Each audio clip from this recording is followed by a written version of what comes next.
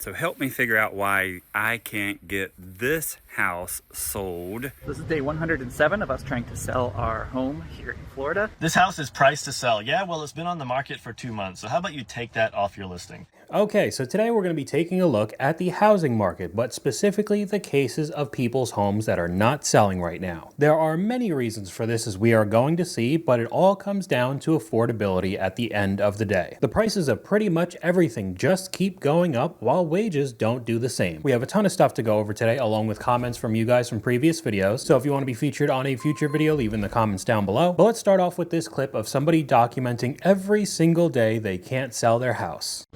This is day 107 of us trying to sell our home here in Florida, and it is not selling. I know everyone keeps telling me in the comments that it is our price, and I'm telling you guys it is not our price. We've dropped our price 3 times now. We are lower than everything else on the market. If you guys have any suggestions what else to try, I mean, it's a bigger house, so maybe there's just not families our size that have this. So we're a family of 6, so it's a big house.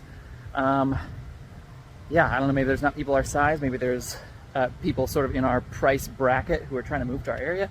We're gonna try to get like a professional photographer to come in and kind of stage the house, get the drone, get the 3D imaging, all that stuff, to see if presentation will just get more eyeballs, and then more eyeballs will be more showings will hopefully eventually equal a sale. But man, if you guys have any recommendations, put them down in the comments, man. I'm all ears. Okay, so before I say anything about it, we could go over to the comment section. It's because you didn't price it right from the initial listing. Your price reductions are a red flag to buyers. You need to unlist it for a while and then price it where it needs to be. I do think that could be a contributing problem, but I do think that there are a host of other issues. First, it being in Florida. It seems like almost every single year they get wiped off the face of the earth with some crazy hurricane, so much so that insuring your house is near impossible or ridiculously expensive. The second thing, with him talking about not being the price, he's lower than everybody else in the neighborhood. That does not matter. You could still be overpriced in the eyes of the buyer. Possibly all of your neighbors could be wildly above the mark, so you just listing it lower than everybody in your community I don't think is good enough either. And he added in that it was in fact a large house. They have a 6-family household, so most likely the house is still pretty expensive and just out of the budget for most normal people today. But there is a little add-on with another clip from him we could play real quick. This is day 110 of trying to sell our house, and it's not the price, but I've seen a lot of other people comment that nobody wants to live in Florida, which also isn't the case. I mean, we're technically the fastest growing state in America. Now, you might disagree with things that Florida does, but it doesn't change the fact that we are the fastest growing state. Okay, so again, we could go over to the comments real quick. It's the price. It's always the price. Your house is worth what someone's willing to pay. There's far more supply than demand right now, so in order to sell, you must continue to drop the price until you find the point at which the supply curve intersects with the demand curve. And maybe that is true. Florida is the fastest growing state, even though I've seen quite a bit of people talking about the exact opposite on social media, saying that they need to get out of there because of all the storms and how expensive everything is. But we'll just ignore that and say that it is growing very quickly. That still doesn't mean it's going to help your case in selling the home. If you're a home seller in Florida, I feel so bad for you. Data was just released that showed the top 10 buyer markets in the US, and topping the list is Miami, Florida. In fact, 6 out of the top 10 cities are in Florida. When they say a top buyer's market, what they really mean is there's no demand to buy houses there, and there's way too many people trying to sell. So if you're one of the few people trying to buy, you have all the leverage. Now with the rising insurance costs, it seems like Florida may not be the retirement paradise it once was. So it sounds like the guy from the previous clip is in a pretty rough position. They're in a very different landscape compared to 2020 when everybody was moving during COVID. The prices of homes were skyrocketing. I guess there are still many people moving there currently, but the supply of houses heavily outweigh the demand. So this is day 101 of our house being on the market. It's been frustrating to say the least. During the first month, we did get an offer, but it was over 100 grand below our asking price, and we kind of scoffed at it and turned them down, thinking we would wait because it was only, the first month. So now here we are, day 101, and we have not had any offers since then. So we're kind of second guessing ourselves if we should have accepted that first offer, because we have already packed up most of our home, so that we can move before our kids start. We have one starting junior high and one starting high school, so we kind of wanted to make the transition. But feels like it's a little bit too late since school just started. So yeah, trying to figure out what to do. Any advice? Thanks. So them eventually regretting the offer that was $100,000 less than what they wanted kind of tells you all you need to know. How overpriced is this listing? I bet they put it on the market thinking that they were going to get top dollar like everybody else a few years ago. Many people's home value doubled if you bought in 2018 or 2019 compared to 2022 or 2023. And that's just not really the case anymore. We could take a look at some of the comments. Whatever you owe in the house doesn't determine the value to buyers. It sounds like you're overpriced. There you go. Even if you owe $500,000, it could still only be worth $400,000. The market is changing. What do people do in such situations? Either they take the loss or they stay in the house and don't move. When you price your house too high, people move on to other houses. Thank you. We dropped the price to a little under what we purchased it for. So with that information, it kind of sounds like they bought at the peak of the market a few years ago. And with all those people talking about how much equity they gained in just a few years pre to post COVID, many people get that in their head that that's just the norm when you purchase a house in general. It'll just keep rising up in value very consistently, and that's not happening in a lot of markets anymore. We have a comment from you guys. We're not in a housing shortage crisis. We are in an affordability and seller delusion crisis. And honestly, I have to agree with that. This house is priced to sell. Yeah, well, it's been on the market for 2 months. So how about you take that off your listing? If you're unaware, real estate agents have access to something called a private remarks section on all listings. And sometimes listing agents like to put in, this house is priced aggressively to sell within the first weekend, bring offers. And then the home sits on the market for 30, 60, 90 days, and they forget to remove that from the listing. I have now shown 3 properties in the span of 2 days that had this in their private remarks section. And lo and behold, the house has been on the market for 2 months, and they previously tried to sell it 90 days ago for an even higher price. And people are just not understanding that we are in a market that has changed. Sure, some homes priced aggressively and are in perfect condition in some desirable areas are still selling fairly quickly, but for the most part, homes are sitting for 30, 60, 90, sometimes even 120 days and having multiple price reductions. It's priced to sit. This will go quickly, listed for 335 days. There's a listing around the corner from me has been sitting on the market for 130 days. Quote, this house will sell itself. Maybe you should give it a shot then, bud, because the house is slacking. But this comment from you guys is very relatable to anybody who goes on Realtor, Zillow, any of those types of sites. As a buyer, when you see the same house that you want sold in 2019 for $130,000 and now they want $260,000, you almost want to laugh. That is extremely common now. But we can move on to this clip with somebody not knowing why this house isn't selling. So help me figure out why I can't get this house sold. It's been shown many, many, many times and just no contract on it. So give you a quick look of the neighborhood it's in. It's the neighborhood, great yard. We got sod in the front. We've got landscaping. We've got a double car garage. We've got sprinkler systems. This is a 1479 square foot house with 3 bedrooms, 2.5 baths. Kind of an open concept floor plan. So you walk in and we've got the living space here. We've got a coat closet right here, half bath. Okay, so he just starts running through a lot of the things in the house, but right off the bat, you don't know why it's selling because it looks like every other house in the entire neighborhood. On top of that, all being new construction with the worst quality possible. Another one that I personally just don't like to hear anymore is the open floor concept. It's way more common with the newer builds because it's much easier to just make one big room that's your living room, your dining room. The kitchen's right there too, and it's next to the bathroom. I'm starting to like houses that are all divided up and have their own rooms. It just screams to me that these contractors build these houses in record time, putting barely any effort in and then just moving on to the next house. And I would have to be the one dealing with all the consequences when everything starts to break. But we could go over to some of the comments. 479 square feet, 2-story. That's why. I personally don't think that's that bad. It's a decently sized house. But the next comment, that's landscaping. It was just kind of dead grass. Really nothing special about it. It's all about the Benjamins. The price is too high. That's why. And I actually found another user who responded to this video as well. So help me figure out why I can't get this house sold. As a homeowner, I can tell you why I wouldn't buy that house, and it's kind of 3 things. 1, it looks like a cookie cutter beige nightmare, which I hate. 2, it's next to a bunch of other houses that are cookie cutter beige nightmares, which I also hate. And 3, that screams HOA to me, and I will never buy a house that belongs to an HOA because HOAs. That house could be $10 and I still wouldn't buy it because HOAs.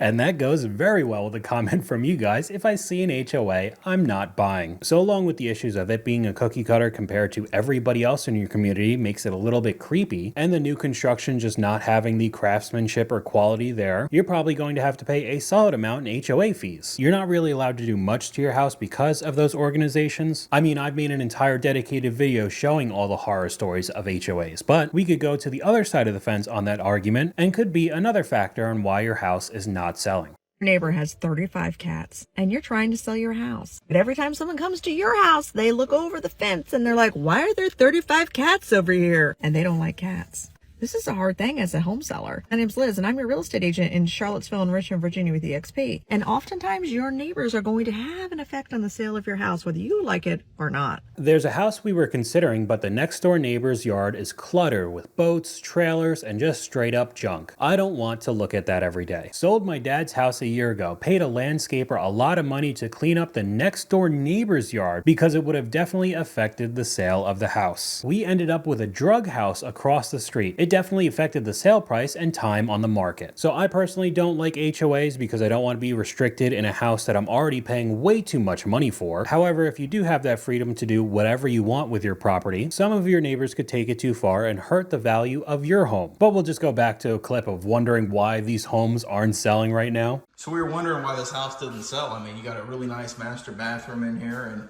walk-in closet and, you know, great tile work, right? Nice fixtures, and then there's that outside of the shower, and then the door opens out. You know, so I mean, I mean, I don't know what's going on here. I don't know what these builders are smoking these days.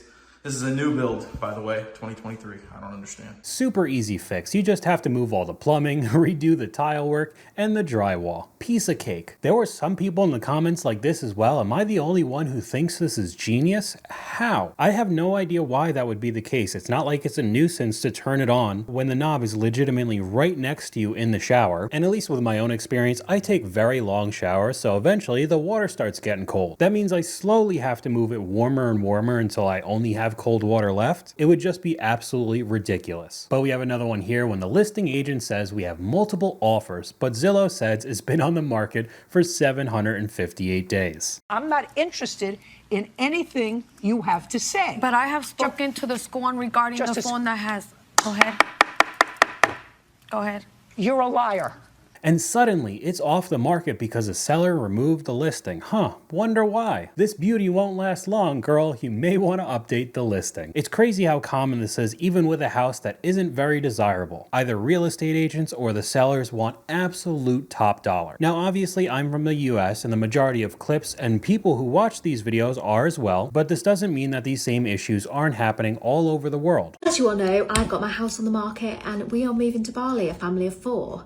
And the house market has just been non-existent at the minute. When I first put it on, I was getting like 2 viewings a week, but I've not had anyone for about 3 weeks. And I'm starting to panic because obviously we've got Christmas coming up. It's going into autumn, winter, and I don't want to buy anything in case like we sell the house and then we move and then I'll have all this stuff.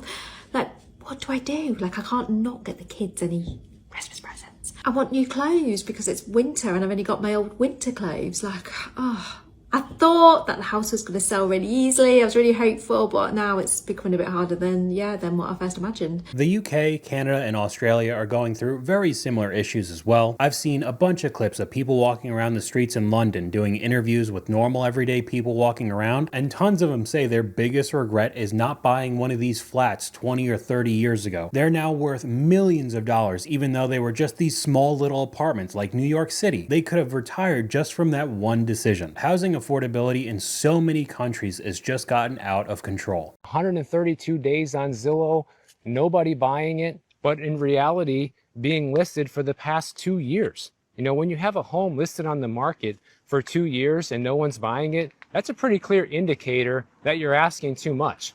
You know, this person bought it for $1.655 million in 2015. If I just had to throw a number out there and guess what this house is worth, it's probably very close to the $2 million mark. Because of course it did appreciate some since then, but nowhere near as much as people think. And that's why it's sitting empty. Okay, so I know this clip is a pretty heavy outlier, talking about houses that are $1.5 million and appreciated to $2 million, but most likely listed at $4 or $5 million, is probably out of the price bracket of most people. But it really does show that it doesn't matter what type of house you're looking at, the super luxury stuff, or at least very expensive housing if you're talking about Miami or LA, New York City area, or just the regular suburbs for middle class people with the average $430,000 house. Almost everything just seems wildly overpriced. Not that many buyers make enough to qualify for a home loan over $2 million. Makes a very good point there. About this time next year, America will be in deflation mode. All prices will start to drop and keep on dropping. As much as I hope that to be the case, we've kind of been hearing that for what, 3 years now? And it's really only gotten worse since then. I don't care what you bought your house for. I don't care how much money you put into it. I don't care what upgrades you put into it and the amount of money that went into those. And I don't care how much you need to sell your house for in order to be able to afford your next home. Your home is only worth what a buyer is willing to pay for it. That's it. And I'm not saying upgrades don't matter, because they do. I talk about what adds resale value to your home all the time. But what I'm saying is, if you bought your home for $700,000 3 years ago and you put $50K into it, your home is not automatically worth $750,000 because that's what you bought it for and that's what you put into it. It's worth what the buyers are willing to pay for it in the current market conditions. So you look at the market, you analyze the data, and you determine what is the best price for what buyers are currently paying for a home just like yours in the area. And that's basically as straightforward as it gets. You could have legitimately had beautiful renovations to your entire home, making it gorgeous. High quality materials, very in fashion trends. But if there's nobody out there who's willing to pay the price that you listed, your house isn't worth that. And people are just so tired of that now when they go through home listings. Yeah, inflation is crazy. But you want to know what else is? The most delusional people on earth right now are currently trying to sell their homes on Zillow in 2025. Their houses have been on the market for 3, 4, 5, 6 months. They continuously take it off and they put it back on, wondering why no one's buying it. Well, let me tell you why. They're trying to sell the house for 3 times as much as they got it. They've made 0 updates. They painted the ugliest accent wall you've ever seen in your entire life. But somehow, some way, it still makes the house look even more dingier. There's no parking in the area. The area is the same and it's not even developed.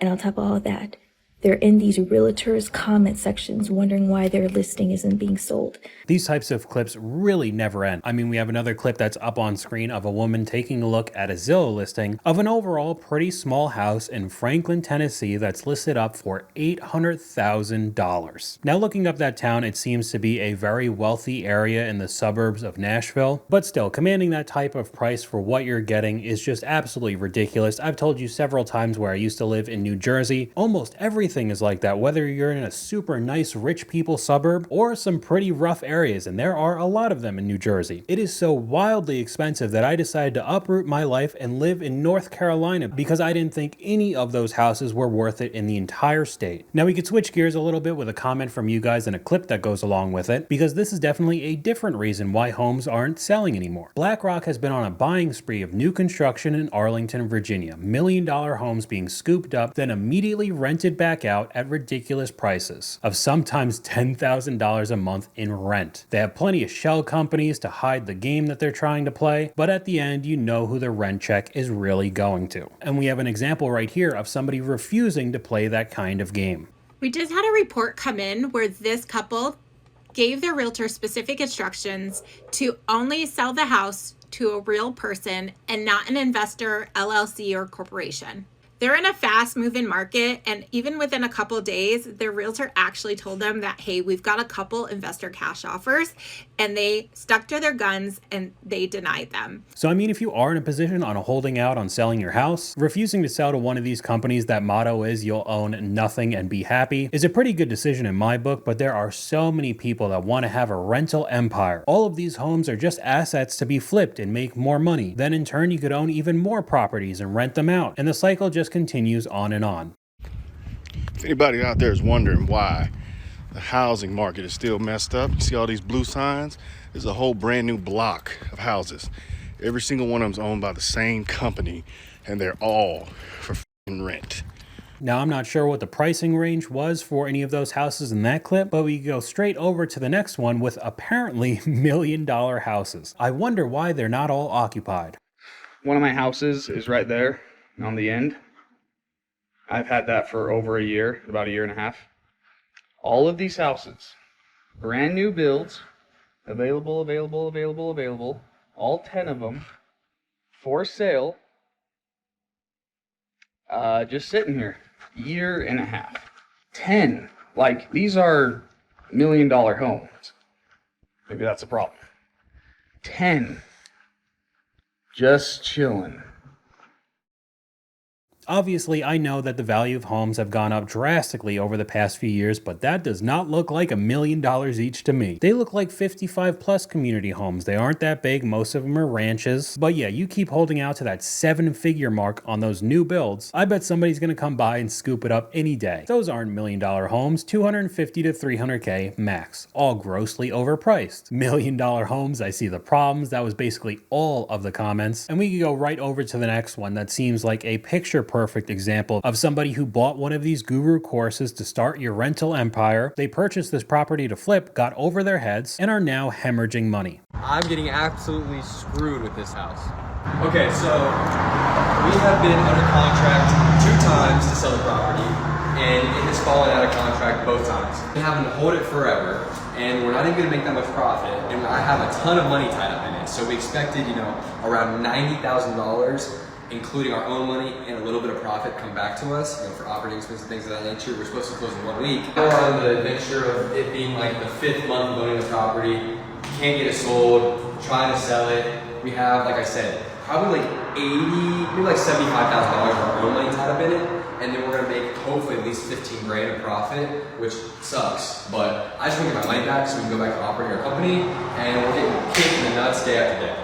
That road noise is insane. I would go crazy living there. That was almost comically loud. That's a poor buy. What were you thinking? I could almost bet that he thought it was a steal looking at it on Zillow. He just has to do the modern day flip with the fake wood floors, paint all the walls white, and boom, he's gonna get 5 figures back. Completely ignoring the fact that the roads are deafening and would turn a majority of potential buyers away, and now he's stuck with it. Let me guess why. It's louder than the 405. Damn, is that the highway? The noise is out of control. Too much noise, stage the house and get background music. I don't think background music's going to drown out those cars though, but we could keep on going with these types of companies. If the property doesn't sell, our next step would be to reduce it. Probably every 2 weeks until it sells, or you get down to the bottom number. The bottom number is where we consider as our break-even number that we did not make any money on, and it's pretty rare that we ever get to that number. But in most cases, if I get to that bottom number, which is how much I paid as well as how much I have in the property, and this has happened a couple times in my history of 30 plus years. Let's just say I spent $300,000 total all in on it. When I get to that sale price and it doesn't sell, we're going to refinance it and put it on the rental program. We're going to put it on the rental program for at least a year or 2.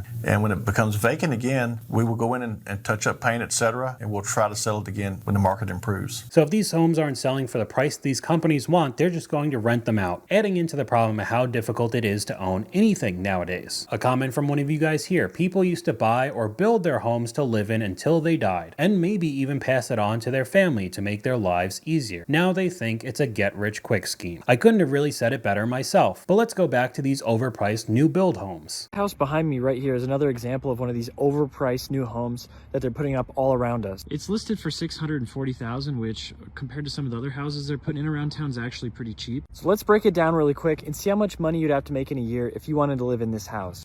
So assuming that you only have $500 a month in debts, you have about 10% down, and you have today's interest rates of around 7%, you would need to make $200,000 a year in order to afford to live in this house. The location over here is not good. We're like 5 miles from downtown, maybe 7 miles from the river, and they have nothing but desert to expand into and build hundreds, maybe even thousands of more homes. You gotta make $200K a year, which is pretty much non-existent here, to have a house that's so close to your neighbor you could touch if you stand in between. A lot of you say, oh, don't buy a new house, buy an old one. Well, guess what? Old houses, that's a finite resource. They're not making old houses anymore. Pretty much all the ones around me and all the ones that I've seen in Oregon and all across the West Coast been bought up as flips with cheap IKEA remodels, immediately listed for massive profit or for a terrible, terrible renting price. The starter homes that used to exist, they don't anymore. Honestly, they really do not exist anymore. They've been flipped. Some of the comments, and most of them, sit empty. It's such a joke. Tiny homes are the new starter homes, I guess. That's a pretty good transition into the next clip because these are the sponsored posts that I'm seeing. With less than $9,000 down and a monthly payment around $2,000, this brand new house behind me could be yours, located just 10 minutes from downtown Durham. Let's check it out. So again, not surprising, it's an open concept, new build, but they're so compact together, they really look like a dollhouse. It seems very creepy to me. But I guess this is the new age starter home. Great. $2,000 for how many months though? Because 30 years comes out to $720,000 in payments. Well, somebody figured out how much you're actually paying with interest over that time. Millennials don't want micro homes, we want real houses, but all of those houses are $600,000. $2,000 for a clubhouse, $2,000 a month, $300,000 for 100 square foot in North Carolina should get you tarred and feathered. Real estate is a field of vultures. Another person $2,000 a month for Mickey Mouse Clubhouse? No thanks, way overpriced. And whether it's the new construction or the older houses that are wildly expensive, it's not surprising that we're seeing a record amount of people pulling out of these deals. What happens if you're selling a house and the buyer backs out during the inspection phase? Well, the short answer is you just put it right back on the market and you sell it like you did before. You just don't want to get that stigma of that property that was under contract and that fell through for suspicious reasons, as I call it. And what I mean is that future buyers are going to say, hey, was there an inspection done on the property? And if you say yes, and you say that's why the previous buyer terminated, that potential buyer is going to want to know what was on that inspection report. Just get ready for that question.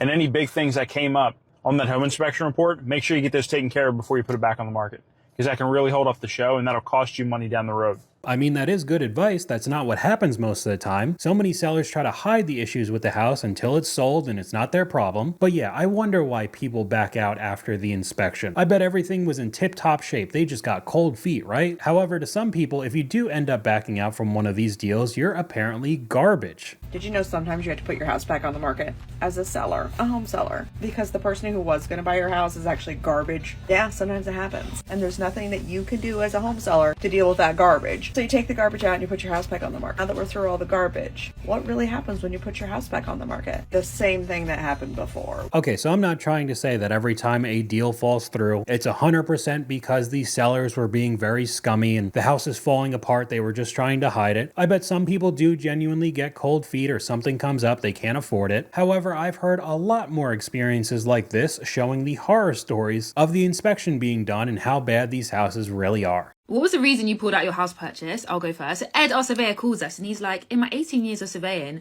I've never seen a flat this poorly insulated. And we were like, great. And then we got into the bathroom dormer, you know, like the bit that sticks out. And he was like, I just can't see how this is past building control sign off. There was all sorts wrong with that. And the straw that broke the camel's back. Let me show you this picture.